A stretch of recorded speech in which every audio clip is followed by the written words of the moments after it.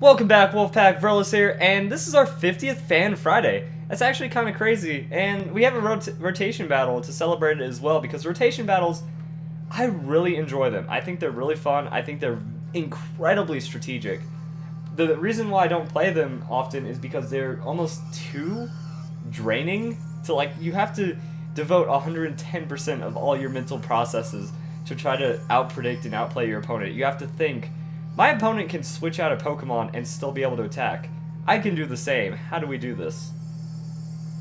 So the mechanics behind rotation battles are really fun. I do really well in triple battles sometimes, but at the same time, you can get totally destroyed. Comebacks are a completely good option, or just outright sweeps are a complete option, because if you make one or two really good early predictions, one or two game-saving predictions, it can change a battle, and you just have to be inside your opponent's head.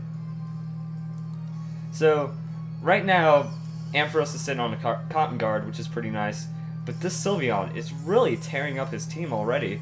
Those two Hyper Voices were a good amount of damage, and Sylveon basically untouched. Now, here's a crazy thing right here.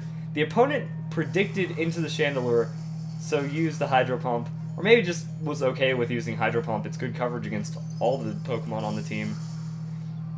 But our guy right here, he just used Energy Ball and was able to turn around a KO on Rotom, on top of the taking like a super effective hit from the prediction.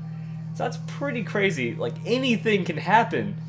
Now also, when you're dealing with Mega Gyarados is a Pokemon that can dish out a good amount of damage and is so ridiculously tanky. Remember, Ampharos is sitting on a Cotton Guard, so he's at a +3. His defenses are 2.5 times higher than normal. This is a non-stab Earthquake from Gyarados. That did a good chunk. That was about a third of Ampharos' health.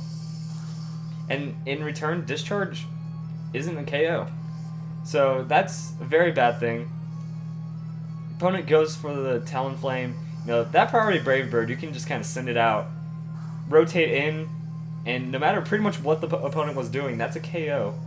Now, Gengar is low. All the Pokemon on the field are kind of low and in that range right now.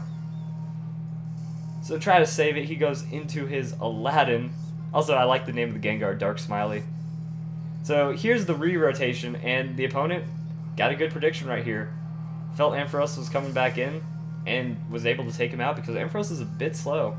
Even with that Cotton Guard, wasn't enough to tank it out. Now we have Mr. Smiley. So, 2 Pokemon lost in a row to the opponent's 1. And I just love Cloyster. A Pokemon that can get pretty fast, a Pokemon that can get a ton of damage, and just the Icicle Spear breaks Sub, breaks Sash, breaks anything, and really can turn around a lot of KOs. Your opponent has to answer to him immediately, and has to have some way of doing so, just mostly through outspeeding or out-tanking, and it's really hard to do that. So, this is what I do not understand this play right here. Mr. Smiley goes for an Ice Shard instead of an Icicle Spear, instead of the highest amount of damage, when it should be much faster than a Sylveon. So, that was a bad play, waste of a Sash, waste of a Cloyster in my opinion. 3 Pokemon down, so it's a 3-5 right now. And it's not looking good, but remember, this is a rotation battle. Anything can happen. So here's Charizard. Now, I'm wondering, it's like, is this going to be a Mega Charizard? Is that a Mega Alakazam? Then I see a Dragon Dance, I'm thinking, okay, this could be a Mega Charizard X. Now, Charizard X can work really well in single battles. Charizard Y is more for doubles, but also really good in single battles. So anything goes right now, which is pretty awesome. So that's almost a free. Didn't take too much damage from that Hyper Voice, so he got a nice little boost from that Dragon Dance. And this is where the magic happens. So we find out it's Mega Alakazam, which means that that's just a regular Charizard using Dragon Dance and getting away with it. That's really awesome. So that's the Mega Alakazam. Mega Alakazam is so nice. Traces the Gale Wings, and yet is faster, which means the opponent was not going for Brave Bird, was not going for anything of that nature. and just goes down to the Psyshock. I don't think the crit really mattered. Talonflame is a very frail Pokemon, and Alakazam has a good amount of damage, especially with the Psychic Stab Psyshock. So now the game's starting to get a little more balanced, a little more even. And right here, the opponent doesn't think that, like, the opponent tried to make a counter out prediction, thinking that, okay, they're expecting me to switch out because there's 2 fire types on the field. But instead, Charizard takes the risk, one-shots the Ferrothorn, but at a huge cost. Like, even though it was a good prediction and getting a good hit, that almost removed all of Charizard's health just from trying to take it out. The Iron Barb's Rocky Helmet and the recoil from the Flare Blitz was a ridiculous thing. And now we see Charizard going for the Outrage. Super effective onto the Latios. Again, the opponent was was trying to out mind game, and it didn't work right here. So Charizard was really setting up a good sweep.